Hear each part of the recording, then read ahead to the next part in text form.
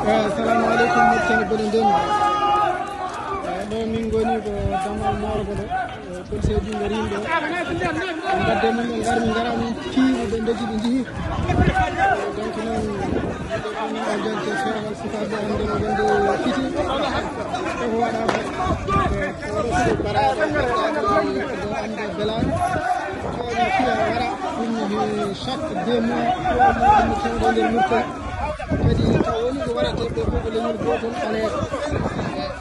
donc noon ɗum ɗo yonti yimɓe ɗum ɗo saha ɗum ɗo darde ɓiɓɓe leydi noon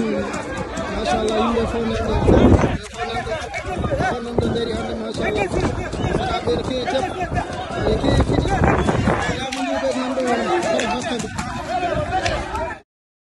مولي نحن مولي غير خلي نحكي مولي نحن مولي نوقفين على الشباب موريتاني كاملين ومواطنين موريتاني كاملين والديبيتي كاملين والعداله كامله توقفوا فيها باسكو هاي مشكله ترو سي ترو خارج عنا من المشاكل ونختار نعرف مولي رايك انت مولي شنو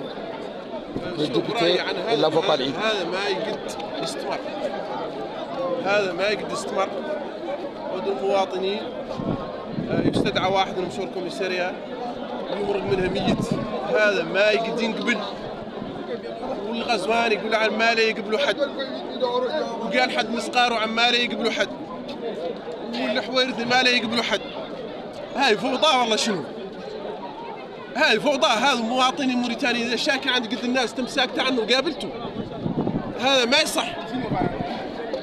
on va pas l'accepter Inch'Allah Inch'Allah et personne ne doit fermer les yeux sur ça. Merci. On ne peut pas continuer dans un état comme ça. Il faut punir ces criminels. Il faut appliquer la loi. Il faut dire le droit. Merci.